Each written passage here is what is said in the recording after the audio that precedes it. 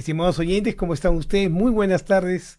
Nuevamente acompañándolos el doctor Alberto Fernández, médico psiquiatra y neurofisiólogo, para tratar temas como ustedes ya han podido experimentar, temas sobre salud mental y neurociencias. Hoy día vamos a tratar un tema que es sumamente sensible porque involucra el consumo de una sustancia que está absolutamente licenciada socialmente, es decir, se puede tomar alcohol sin mayor dificultad, ¿no? Y para nosotros, los peruanos, en sociedades como la nuestra, comer y tomar es parte de toda una tradición de celebración, de vincularse, de estar juntos, de compartir, ¿no? Pero los excesos siempre generan dificultades, alteraciones, y el alcohol no se escapa de esta regla. Estamos hablando del alcohol etílico, ¿no es cierto? El que consumimos usualmente conocido como etanol, ¿no? Que es el nombre de la molécula. Y algo que es importante también es recordar que, aparte de que todo exceso es malo, por supuesto, hay algunas personas que son especialmente sensibles al consumo de alcohol. Tan importante es este dato que hoy en día, cuando se trata del alcoholismo como trastorno, entre las consideraciones que por supuesto está la cantidad de alcohol que uno consume y la frecuencia con que lo consume, el criterio mayor probablemente más allá de estas consideraciones es fundamentalmente cuánto afecta funcionalmente a la persona que consume. Y es importante recordar esto porque les comento, y probablemente ustedes conozcan personas que tienen esta dificultad, sucede que en algunas personas basta una sola situación en la cual haya un consumo alto de alcohol para que estas personas pierdan absolutamente el control de su conducta, tengan un comportamiento totalmente inusual e inadecuado, que puede inclusive llegar a generar daño a él mismo o daño a otras personas, desde violencia verbal hasta inclusive intentos de asesinato, para que al día siguiente esta persona no recuerde absolutamente nada de lo que ha sucedido. Y entonces ustedes me preguntarán con propiedad, ¿pero eso es alcoholismo? Sí. ¿Así consuma una vez al año y me pase eso? Sí. Porque la consecuencia funcional es terrible y puede, como les digo, dañar a uno o a otras personas. Entonces, las clasificaciones y los procesos que nos permiten determinar signos, síntomas para enfermedades psiquiátricas y en general para enfermedades médicas se han visto obligados, por supuesto, a ir más allá del criterio de frecuencia y del criterio de cantidad para determinar si estamos frente a un problema de alcoholismo, sino más bien a cuánto el consumo de alcohol afecta a las personas. Y en este sentido, el día de hoy quiero conversar con ustedes de cómo el alcohol afecta directamente al sistema nervioso central, cómo afecta al cerebro en muchas de sus funciones, pero en especial en la función de la memoria. Como ustedes saben, la memoria es una función del sistema nervioso que nos permite el poder tener registro de nuestras vivencias, de nuestra historia e inclusive de la planificación de nuestro futuro. Algunos investigadores afirman que la memoria es uno mismo y que cuando uno pierde la memoria y pierde su propia historia, se está perdiendo en el absoluto limbo del no saber, del no conocer. Y ese no conocer, por supuesto que involucra no conocernos a nosotros mismos. Y entonces la memoria es el individuo La memoria nos vincula. La memoria nos dice quién es quién, dónde estamos, qué somos, qué hemos hecho. Nos permite enorgullecernos de nosotros mismos y muchas veces avergonzarnos de nuestras conductas. Sin la memoria no tenemos historia. Y entonces, si perdemos la memoria, nos estamos perdiendo a nosotros mismos. Es importante entonces saber si el alcohol en exceso o generando problemas disfuncionales más allá de la cantidad o más allá de la frecuencia, ¿daña la memoria? Por supuesto que sí. Hoy les voy a comentar de un estudio que acaba de ser publicado en la revista Lancet en este año, donde se ha podido relacionar claramente cómo el alcohol puede estar generando alteraciones de la memoria e inclusive está relacionado con la enfermedad de Alzheimer. Pero además voy a traerle algunas estadísticas de últimos estudios que muestran no solamente que el alcohol está relacionado con problemas cerebrales, del funcionamiento cerebral, es decir, en el deterioro de estas funciones, sino también puede estar relacionado, aparte de lo que ya conocemos, ¿no es cierto?, el daño hepático, metabólico que ya conocemos, aparentemente estaría también relacionado con diferentes tipos de cáncer.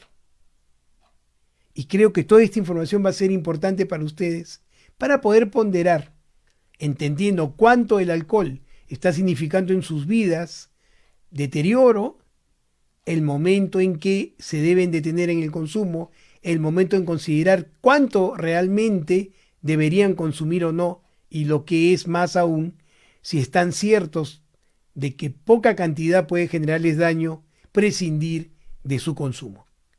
Entonces hoy vamos a conversar sobre cómo el alcohol altera la memoria, es decir, la relación del alcoholismo con la demencia. Y vamos a empezar con un dato que es muy importante. Miren ustedes, la Organización Mundial de la Salud en el año 2016, en el 2016, hizo un estudio y pudo establecer que el alcohol etílico, el etanol, provocó ese año alrededor de 3 millones de muertes en el mundo. 3 millones de muertes, principalmente en hombres. Estamos hablando en esa época del 5,3% de todas las causas de muerte en el mundo. ¿Qué les parece?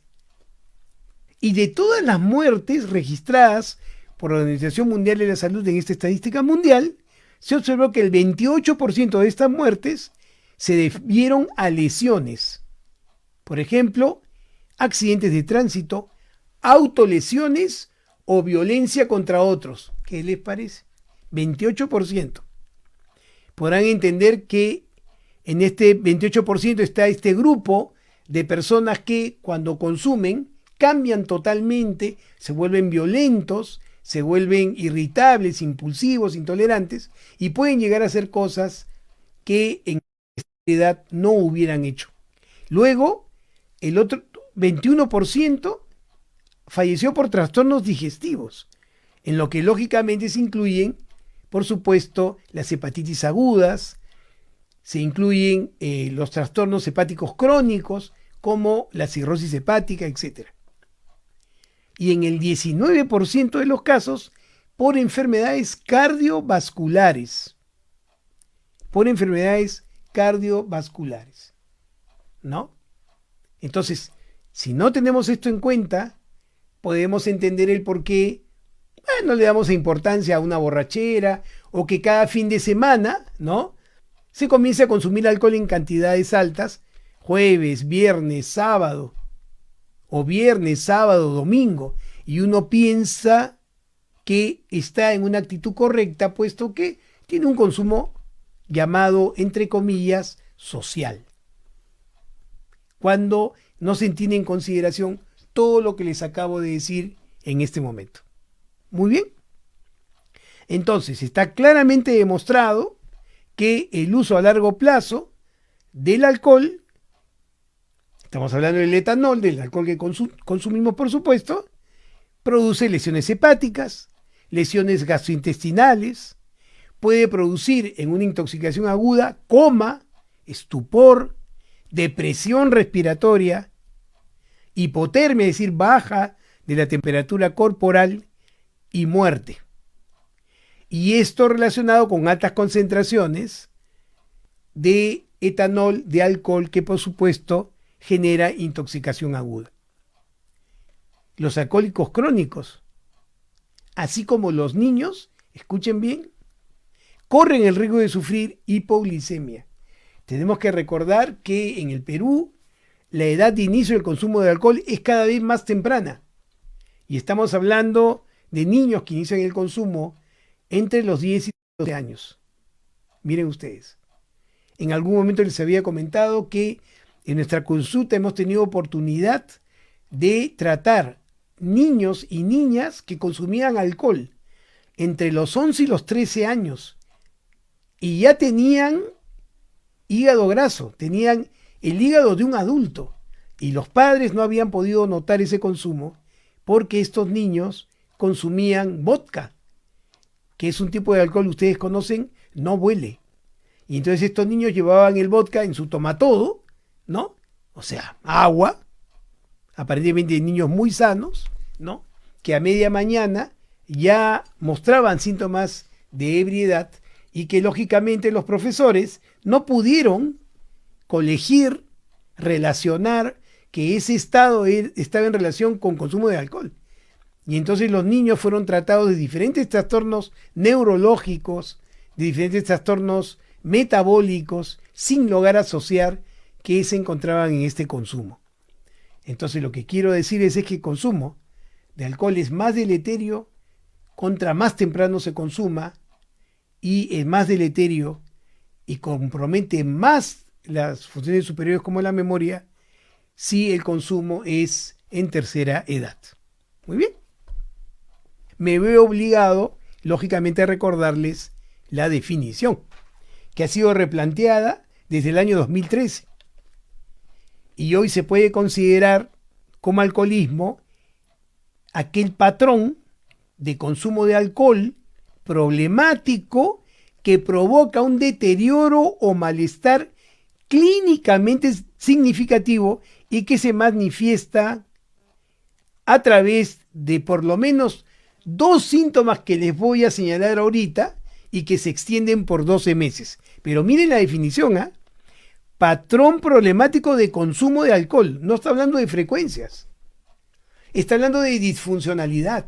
Y que esta alteración que produce el alcohol, ¿no es cierto?, se extiende hasta por 1 año. Miren cuáles son los criterios mediante los cuales ustedes deberían pensar, creo que tengo un problema de alcohol. Primero, se consume el alcohol con frecuencia en cantidades superiores a las que usualmente uno está acostumbrado a consumir durante un tiempo más prolongado del previsto. Es decir, yo digo, voy a una reunión, digo, voy a consumir alcohol, ¿no?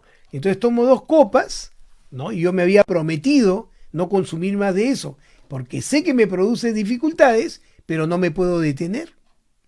Entonces consumo más de lo que yo había planificado, a pesar de que fui con la conciencia de que no iba a hacer eso. Entonces, prolongo el tiempo y obviamente prolongo la cantidad más allá de lo que yo estoy acostumbrado y lo que había planificado. ¿Cuántos podríamos estar ahí? 2. Existe un deseo persistente o esfuerzos que fracasan para abandonar el consumo del alcohol o para controlar el consumo. Entonces uno dice, no, yo sé que me hace daño, yo ya no quiero estar en esto, cada vez que tomo hago el ridículo, me expongo yo, expongo a mi esposa, expongo a mis hijos, a partir de hoy no consumo. Y fracaso en el intento. 3. Les había dicho solamente 2 de lo que estoy listando. 3. Se invierte mucho tiempo en las actividades necesarias para conseguir alcohol, consumirlo o recuperarse de sus efectos. Entonces son estas personas que dicen, bueno, se van a una reunión, consumen alcohol, ¿no? Y entonces se sienten mal 2, 3 días. O sea, es una resaca que se extiende en el tiempo, más allá del promedio, ¿no? O invierto tiempo para conseguir el alcohol. De repente salgo de mi trabajo, ¿no? A las 5 de la tarde, ¿no? Y comienzo a dar vueltas antes de llegar a mi casa para conseguir alcohol, que nadie me vea comprando el alcohol, y lo escondo para meterlo a mi casa. Muy bien.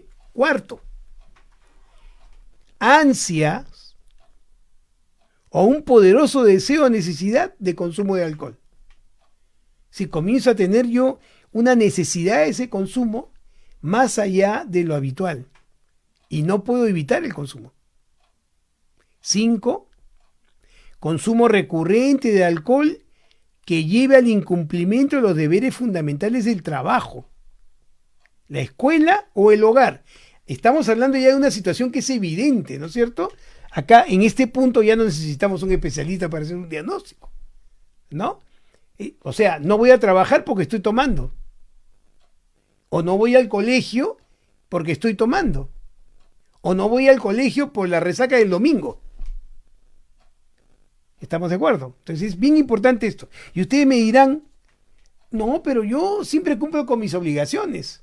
Les cuento un tipo de alcoholismo de nuestras épocas actuales que vemos nosotros constantemente en la consulta, ¿no? El alcoholismo empresarial. Me dirán ustedes, ¿qué es eso, Alberto? Alcoholismo empresarial. Es muy simple. Estamos frente a un empresario, ¿no? O un profesional con un alto cargo en una empresa grande, un CEO de una empresa telefónica o lo que fuera, ¿no?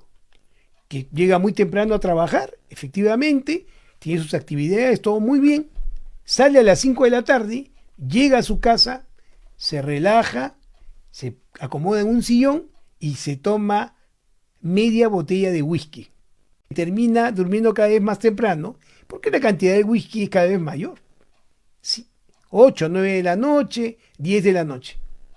Al día siguiente amanece, va a trabajar, efectivamente, cumple con su trabajo adecuadamente, vuelve a su casa todos los días, ¿no? Y entonces, ¿quién se da cuenta de ese alcoholismo? La familia, la esposa, los hijos, porque esta persona que consume alcohol no se da cuenta que el único momento que tiene para estar con su familia, él no está en condición de tener un vínculo con ellos porque está alcoholizado. Y entonces no hay comunicación. Pero es funcional. Y entonces, ¿cómo le decimos a esta persona? Te estás haciendo daño. Probablemente la persona nos diga, o le diga a su esposa, por ejemplo, ¿de qué te quejas? Si yo trabajo todo el día, traigo la plata a la casa, pago un buen colegio para los chicos. ¿Estamos de acuerdo? Hasta que comienzan a perder la funcionalidad. ¿Cómo? El consumo de alcohol en la noche no es suficiente. Y entonces tienen que, entre comillas, y como coloquialmente se conoce, tienen que cortarla en la mañana. Entonces ya van a trabajar con un vaso de whisky tomado antes de salir. Y entonces ya se comienza a sentir el olor, el hedor. ¿Se dan cuenta? Pero hasta ese punto, ¿no? Uno podría decir, no, yo cumplo con mis obligaciones, ¿no? Les digo por este punto 5 de no cumplir con las obligaciones. 6. Consumo continuo de alcohol a pesar de sufrir problemas sociales, interpersonales o de salud persistentes. O sea, yo me doy cuenta que el alcohol me hace daño, me doy cuenta, ¿no? Yo me doy cuenta que tengo dificultades con mis amigos, con mi familia, me doy cuenta, pero no puedo dejar de consumir el alcohol, a pesar de todo lo que me dicen. Y me comprometo, ¿eh? No, sí, amor, tienes razón, ya no voy a tomar, y en la tarde ¡pum!, está en pleno consumo, sabiendo que daña, sus relaciones interpersonales. Y entonces esto va a conllevar al séptimo criterio, que es que el consumo de alcohol ya provoca claramente un abandono o reducción de las actividades sociales. Es decir, el alcohólico comienza a consumir solo, en su casa, ya no necesita pretextos, ya no es un consumo social. 8. Consumo recurrente de alcohol en situaciones en las que provoca un riesgo físico, ¿no? Al manejar, por ejemplo. ¿Se dan cuenta? Y dígame si estoy hablando algo que no conozcamos todos. Muy bien. 9. Se continúa con el consumo de alcohol a pesar que ya tengo problemas de salud claros, ¿no? O sea, ya tengo cirrosis hepática, ya tengo problemas cardiovasculares, hipertenso, insuficiencia cardíaca, sigo tomando. O sea, ya voy directamente contra mi salud. Muy bien. Y entonces hay un factor que sí es importante que tomen en cuenta, porque de repente con todo esto que les he dicho no los he convencido. Y les he dicho dos nomás, que es la tolerancia. La necesidad de tomar cada vez más alcohol para poder llegar a los mismos resultados. Es decir, por ejemplo, yo me doy cuenta que cuando tomo alcohol estoy más tranquilo, me siento más reposado. Entonces comienzo a tomar y me doy cuenta que necesito más cantidad de alcohol para poder tener los mismos resultados, entre comillas, beneficiosos. Eso es lo que se conoce como tolerancia. Y entonces necesito más cantidad de alcohol, necesito tomar más tiempo el alcohol cada vez para conseguir los mismos resultados que conseguía antes. ¿Se dan cuenta? Y el otro síntoma que es importante es la abstinencia. Dejo de consumir alcohol y no soporto lo que siento por haberlo dejado. Una angustia extrema, ansiedad, nerviosismo, sudoración, dolores gastrointestinales y la sensación terrible de no poder disfrutar de las cosas. Y eso no se presenta con más fuerza entre una semana y 15 días. Por eso ustedes van a escuchar constantemente a los alcohólicos crónicos, cuando uno les dice, tienes que dejar de consumir alcohol, date cuenta que no lo puedes controlar. Entonces dicen, no, si yo cuando quiero lo dejo. De hecho, varias veces lo he dejado por una semana, por 15 días. Y es el tiempo en que la abstinencia se hace mucho más intensa y entonces nuevamente se cae en el consumo. Muy bien. Y entonces la pregunta es, ¿qué cosa es lo que hace el alcohol etílico que me genera tanto daño? El alcohol etílico es una molécula, es un hidrocarburo chiquitito, ¿ya? Que se produce de la fermentación, pues, de azúcares y de cereales, ¿no? Y entonces lo van a encontrar ustedes en todas las bebidas, pues, en las bebidas, por supuesto, que nos genera este disfrute, ¿no? Extractos de alimentos, ¿no? En los jarabes para la tos, en los enjuagues bucales. Y se absorbe rápidamente por la mucosa gástrica, muy, muy rápido por el intestino delgado, que es el inicio del tubo intestinal. ¿No es cierto? Y una vez absorbido, se convierte en acetaldehído. ¿Ya? Vean ustedes, de 20 a 60 minutos, el alcohol ya entró, como Pedro por su casa, en nuestro organismo. Y entonces entra rápidamente, ¿no es cierto? Y su metabolismo va a tener una velocidad importante. Y como regla general, se metaboliza a una tasa aproximada de 20 a 25 miligramos por decilitro en los no alcohólicos. Pero en los alcohólicos crónicos, la tasa es mayor. Acá está la explicación de por qué yo necesito consumir más alcohol conforme pasa el tiempo para lograr el efecto anterior, lo que tenía antes. ¿Por qué? Porque en la medida en que voy consumiendo el alcohol, ¿no es cierto?, mi velocidad de metabolismo del alcohol es más rápida. Y entonces ya no lo siento. Entonces, la intoxicación por alcohol es frecuente en adolescentes mayores hasta la edad adulta. Entonces, las dosis tóxicas para un adulto, ¿saben cuánto es? 5 miligramos por decilitro. Mientras que para un niño es 3 miligramos por decilitro. Y como les decía, los niños tienen más riesgo de hacer hipoglicemia. Y entonces tenemos que tener en cuenta estos factores de metabolismo que nos se puede explicar claramente los procesos. Muy bien. ¿Qué muestran las investigaciones? Miren ustedes, con respecto al daño cerebral. Los investigadores, con imágenes funcionales del cerebro, han hecho un estudio en 36.678 adultos sanos entre 40 y 69 años. Miren, en adultos sanos. ¿Ya? Y han comparado los hallazgos con el consumo semanal de alcohol de los participantes. Consumo semanal.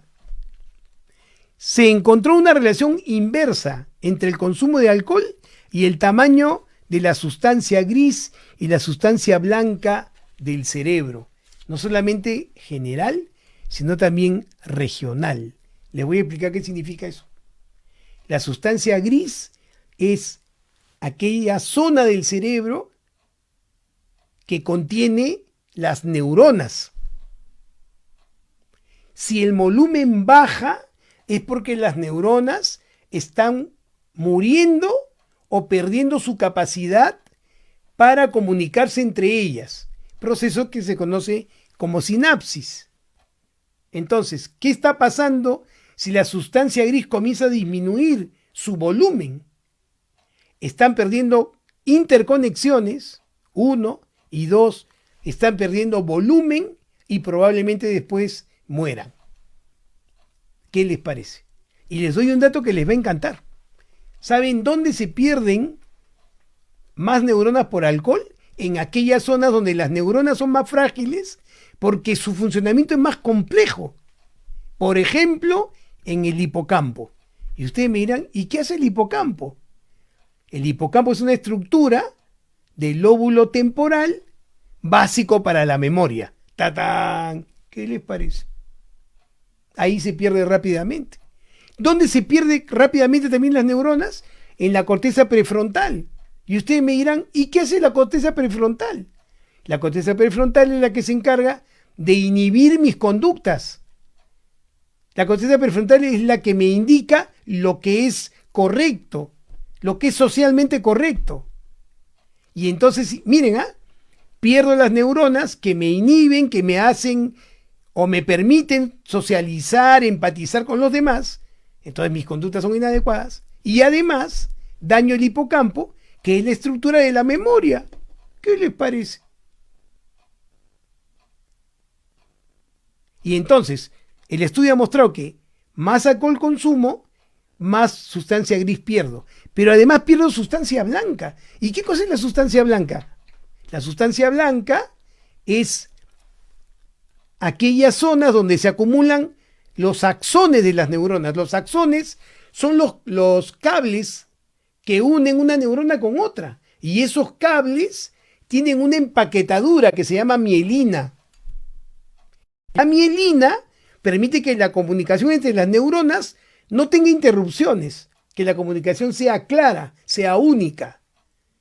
Y entonces si yo pierdo esta sustancia llamada mielina, que es de color blanco, la sustancia blanca disminuye también su volumen. ¿Qué expresa eso? Un cortocircuito entre las neuronas. La esclerosis lateral amiotrófica, hay otro estudio que acaba de ser publicado, se ha relacionado con el consumo de alcohol, justamente porque destruye la mielina. ¿Qué les parece? Muy bien.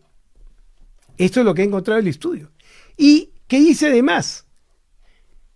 Como se pierde la mielina, la asociación entre el cerebro derecho e izquierdo se pierde también. Entonces no puedo obtener un resultado adecuado entre el equilibrio de mis decisiones en relación a lo que me dice la razón y en relación a lo que me dice la emoción. ¿Qué les parece? Muy bien. Entonces, ahora van a poder entender lo que ha arrojado este último estudio sobre Alzheimer y alcohol. Lo que se ha podido determinar claramente es que el consumo de alcohol, el alcoholismo, se ha asociado con un mayor riesgo de enfermedad de Alzheimer y otros tipos de demencia. ¿Qué les parece? Se ha encontrado que el trastorno por consumo de alcohol también se relaciona con un mayor riesgo de enfermedad de Parkinson. ¿Qué les parece? Alzheimer y Parkinson relacionados con el consumo de alcohol. Y también se ha encontrado una asociación entre el consumo de alcohol y la demencia, además de una incidencia acumulada en relación al tiempo y la cantidad de consumo de alcohol. Y miren, miren qué interesante esto que les voy a decir. Los que participaron en este estudio bebían más o menos 56 gramos de alcohol a la semana. ¿Ya? Y se encontró que estas personas que consumían esta cantidad de alcohol, ¿no es cierto?, tenían un tenor de hierro más alto, altas concentraciones de hierro, y se ha podido establecer que es este hierro que se concentra justamente el que daña las neuronas, no solamente en su núcleo, sino también en su comunicación a través de el axón.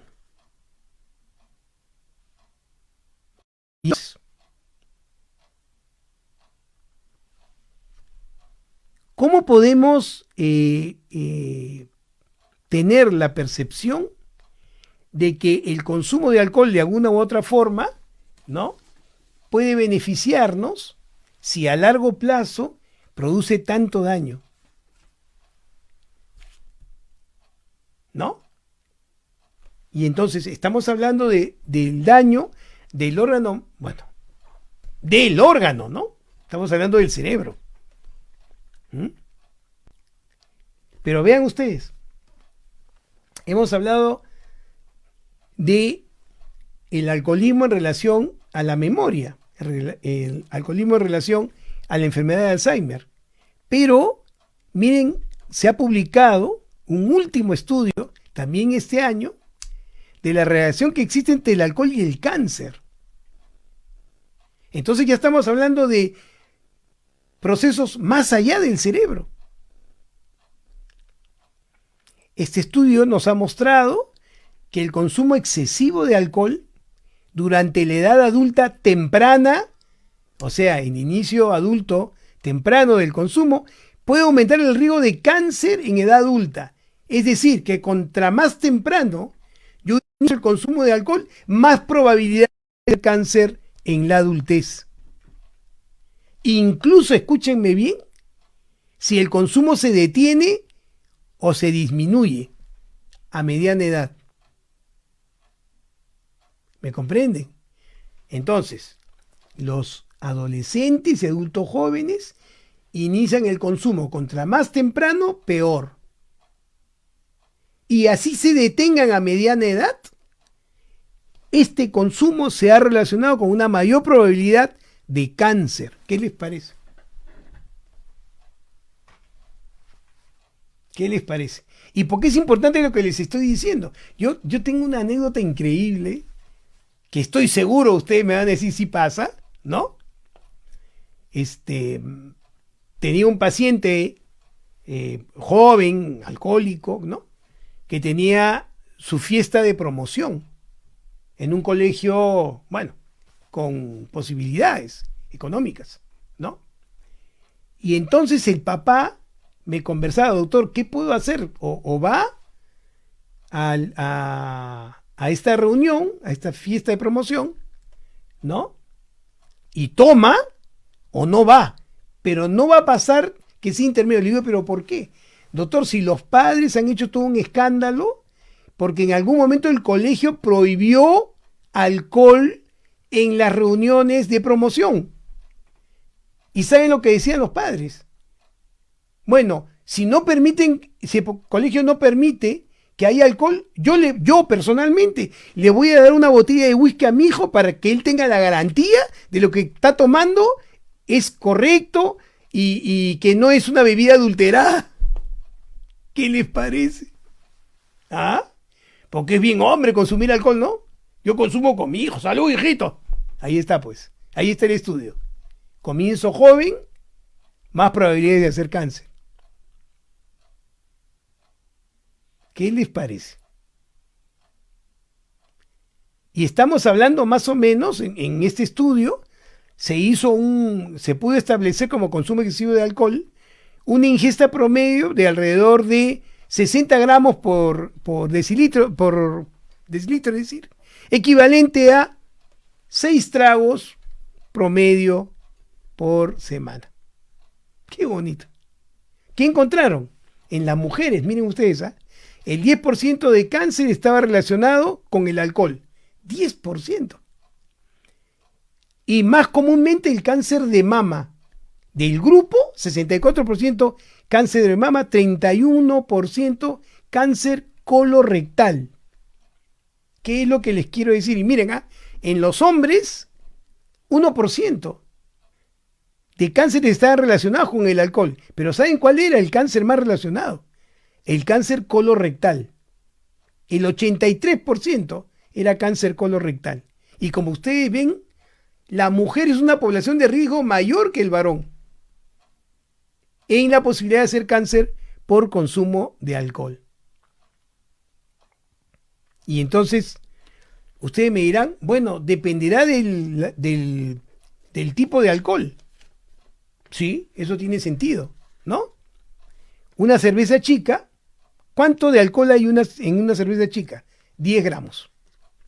¿Cuánto hay en una cerveza mediana? 15 gramos. ¿Cuánto hay en una copa de vino de 100 mililitros? Uy, si yo les contara cuando mis pacientes alcohólicos me dicen, doctor, pero yo solamente tomo vino. Una copa de vino de 100 mililitros, 10 gramos. Una botella de vino de 750 mililitros, 75 gramos. No, doctor, yo solamente me tomo una botella de alcohol de vino por semana. Y miren, una copa de licor, una copa, 50 mililitros, de brandy, ron, anisado, whisky, 20 miligramos. Una copa de 50 mililitros de aguardiente, vodka, tequila, 25 miligramos. ¿Qué les parece? Entonces, hay que tener conciencia de todo esto que estamos conversando porque si no, todo se va a minimizar. Es normal que tomen, ¿no? Si no toman, no van a ser aceptados en el grupo. Que es una realidad que no niego, pero que no puede ser el determinante para que mi hijo de 13 años o de 12 años, de 13 sobre todo, cuando vaya a su fiesta de pre-prom, ¿no? Tenga que tomar porque así dice la regla, pues. ¿Me entienden? Hay que tener cuidado, hay que tener mucho cuidado. Los padres estamos para orientar a los hijos y los adultos que pueden tener conciencia clara por todo lo que acabo de decirles con respecto a qué cosa es realmente alcoholismo, ¿no? Tienen la oportunidad de poder variar la conducta. Vuelvo a repetir, el alcoholismo ahora se define claramente por cuánto el alcohol altera la funcionalidad del individuo desde lo social hasta lo laboral o académico. ¿Qué les parece? Muy bien. Ya saben, ustedes están en nuestro programa Musicalmente.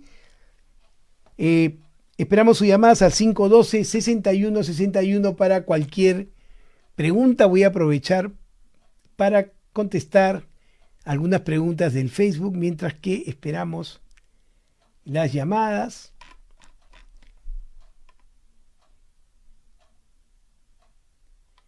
A ver. Yolita, gracias por estar ahí. Dalila, ¿cómo estás?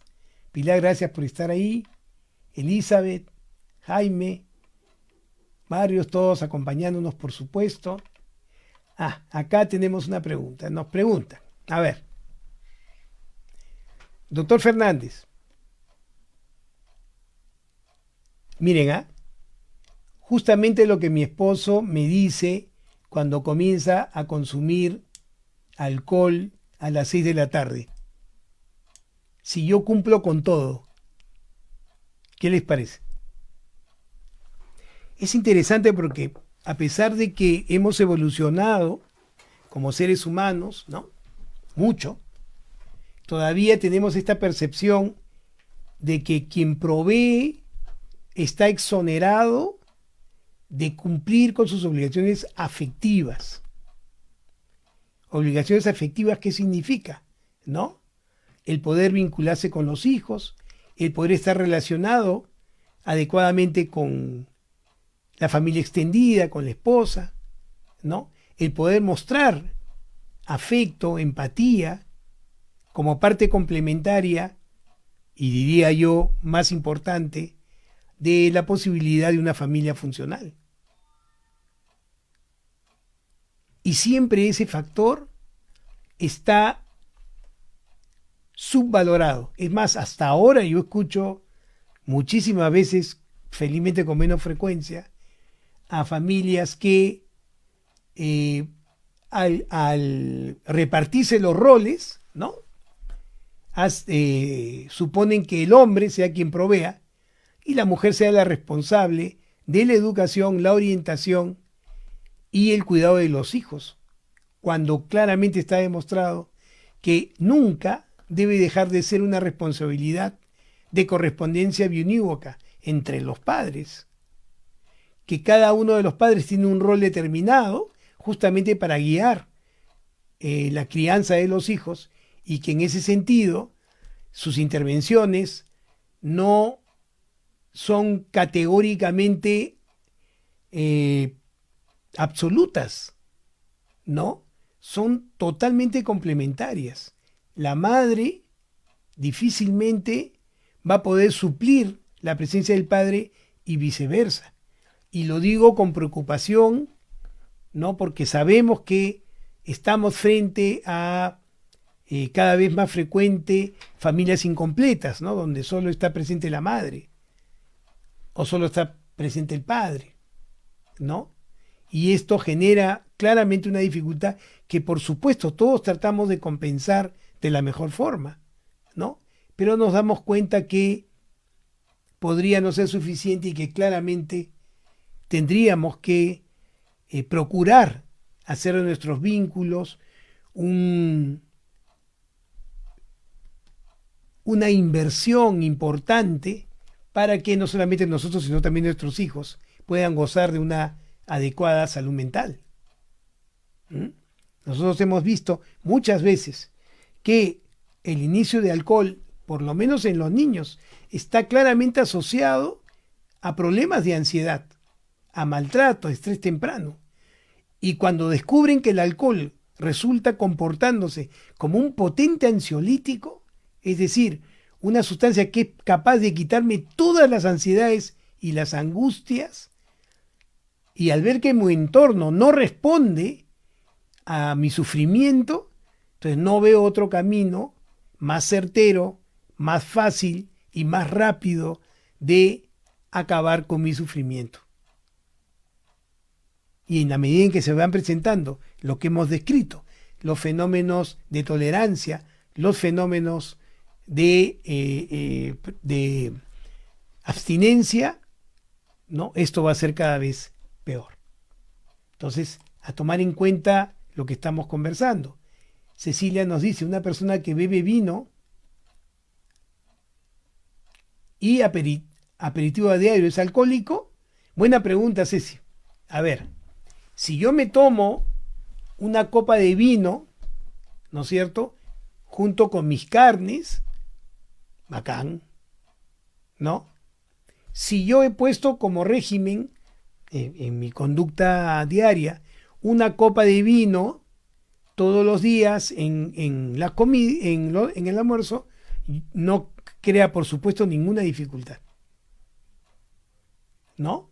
El problema es si realmente es una copa, mi querida Ceci, porque muchas veces esa copa se convierte en dos, en tres, y hay que ver el tamaño de la copa, ¿no?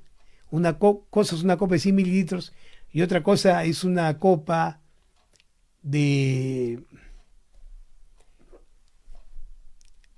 mayor milimetraje, ¿no? De repente con las copas de Qatar es que estoy tomando mi vinito a la hora del almuerzo. Entonces ahí sí estaremos hablando de un problema real, ¿no? Jaime nos dice, una consulta, doctor. El alcohol produce sustancias, dopamina, luego baja la serotonina y se entra en depresión severa que lleva a pensar muchas cosas. Es un comentario interesante, Jaime, en el siguiente sentido, ¿no? Todas las sustancias que generan placer, directo o indirectamente, alteran la función del sistema del placer, que es una estructura del sistema nervioso que va a permitir que aquellas cosas que nos generan placer las podamos repetir con frecuencia debido a este premio que recibimos por la sensación de placer. De hecho, las funciones más vitales del ser humano transitan por una sensación de placer, ¿no? El comer, por ejemplo, que es importante para la supervivencia del individuo. Las relaciones sexuales, que son importantes para la supervivencia de la especie. Todo esto está acompañado de placer como una forma de proteger a la especie en general y el individuo de manera individual. Entonces, el neurotransmisor que se ha identificado está relacionado con este circuito es precisamente la dopamina, ¿no?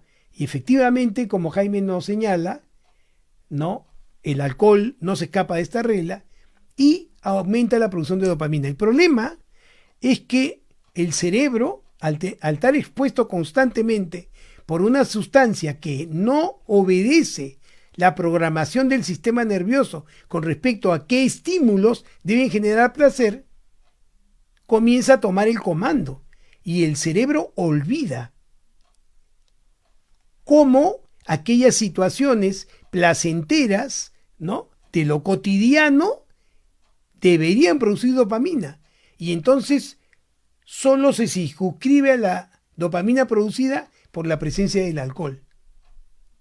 Y ahí entonces estamos frente a un problema de alcoholismo. ¿Por qué? Porque si yo no consumo alcohol no voy a sentir placer por nada. Y entonces resulta siendo que el consumo de alcohol es la única vía para este proceso. Pero como bien dice también Jaime, lo que va a generar el alcohol es una depresión de la serotonina, porque el alcohol hace que la vía de síntesis de la serotonina se desvíe. Y entonces la sustancia primaria que debe generar serotonina desvía su metabolismo hacia otras funciones. Y entonces hay una depresión de serotonina. ¿Y qué le va a generar eso primeramente al individuo? La serotonina, que bien es cierto, tiene la función de regular el estado de ánimo y los ciclos, ¿no? También tiene una función fundamental, que es la que nos permite la resistencia al estrés persistente. Y entonces, si yo no tengo serotonina, para poder soportar el estrés persistente, ese estrés persistente me va a generar un trastorno de ansiedad.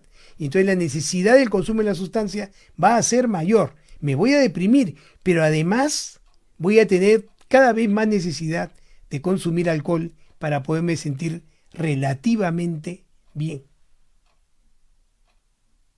¿Estamos de acuerdo? Entonces hay que tomar esto en cuenta. Hay un cambio químico terrible que después es difícil de reincorporar o de arreglar.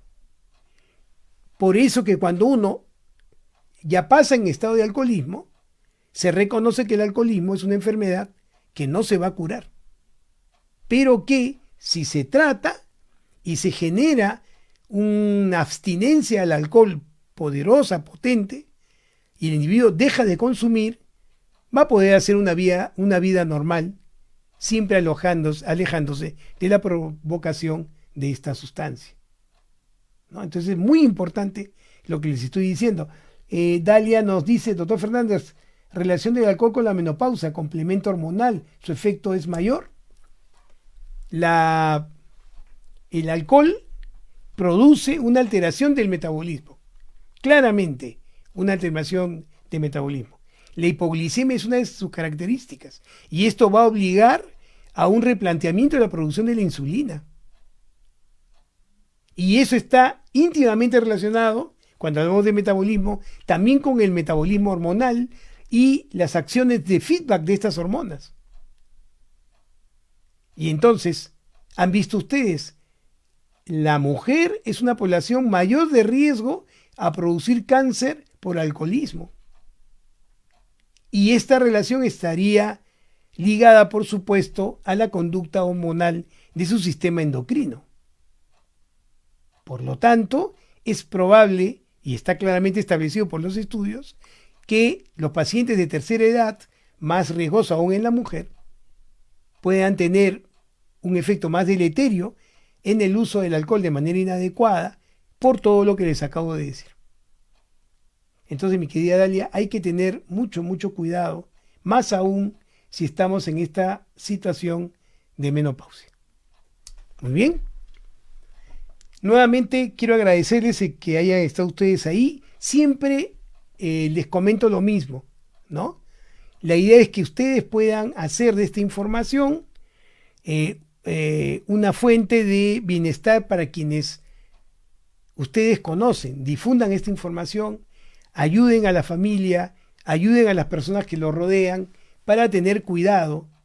Como les digo, todo consumo en exceso es dañino, pero también es cierto que hay personas que son más sensibles a algunas sustancias y cuando uno puede reconocer esto, tiene que tener la entereza, el valor y la inteligencia de entender que esa sustancia probablemente no sea lo mejor para uno y que podría optar por otras posibilidades antes de dañar su sistema nervioso central, su memoria, antes de dañar su metabolismo, antes de generar que tenga un mayor riesgo o probabilidad de hacer cáncer.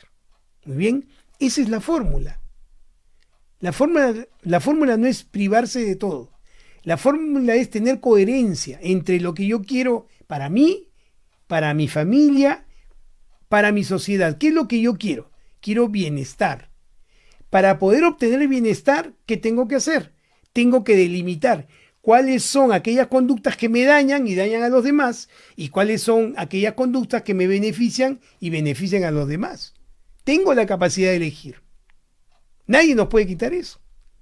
Y entonces voy a optar por lo que me beneficie y voy a evitar lo que lógicamente me ponga en riesgo de algún peligro determinado, sea de mi salud o sea de la salud de otros.